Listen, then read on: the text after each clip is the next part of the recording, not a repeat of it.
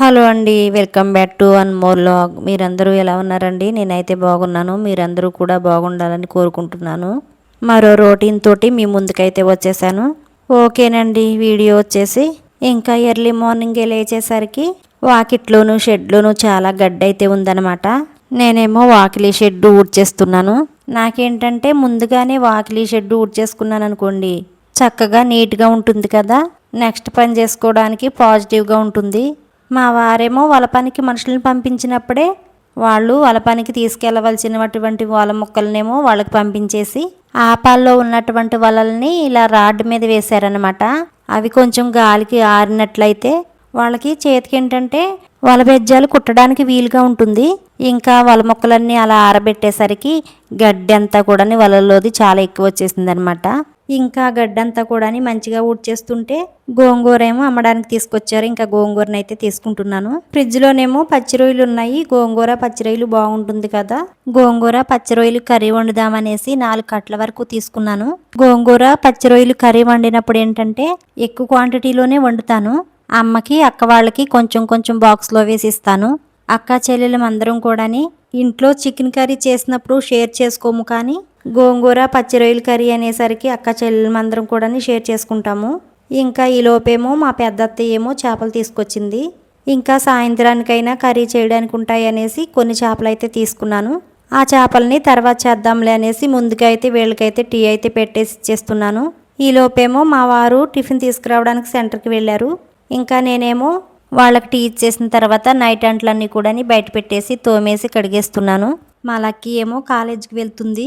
తనకేమో box ready చేయాలి అనేసి కాస్త హడావిడిగానే చేస్తున్నాను.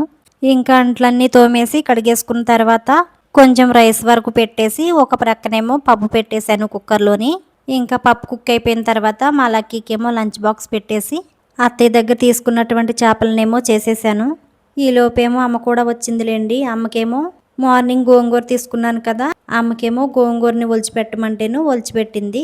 నేనేమో చేపలు చేసిన తర్వాత వాళ్ళు టిఫిన్ చేసిన తర్వాత టీ ఇవ్వలేదు కాబట్టి టీ పెట్టి వాళ్ళకి ఇచ్చేసి రైస్ ఒక ప్రక్కనేమో పచ్చి రొయ్యలు గోంగూర కర్రీ చేసేసి వాళ్ళకి రైస్ పెట్టేశాను. వాళ్ళు భోజనం చేసేసిన తర్వాత నేనేమో మిషన్లో బట్టలు తీసేసి ఆరబెట్టేశాను. ఈ లోపైతే మా బాబు కూడా పని నుంచి వచ్చేసాడు. మా బాబు పనికి వెళ్ళి ఇంటికి వచ్చే వరకు కూడా నాకు పని అయితే అసలు తెమలేదనమాట.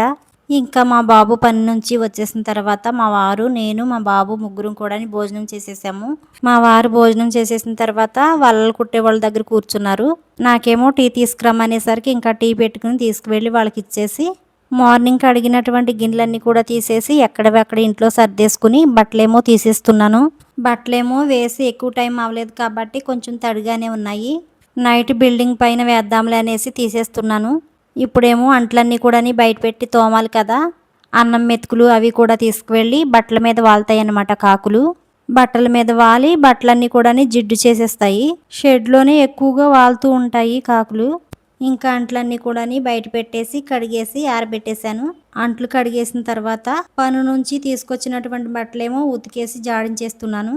ఇంకా ఈవినింగ్ అయ్యేసరికి వాళ్ళ ఊరు నుంచి వలలు కుట్టడానికి ఇంకా ఇద్దరైతే వచ్చారు.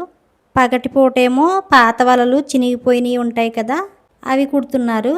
నైట్ టైం ఏమో ఇలా కొత్త వలల్ని వాళ్ళు భోజనం చేసే టైం వరకు కూడా వెల్లడి వేస్తున్నారు.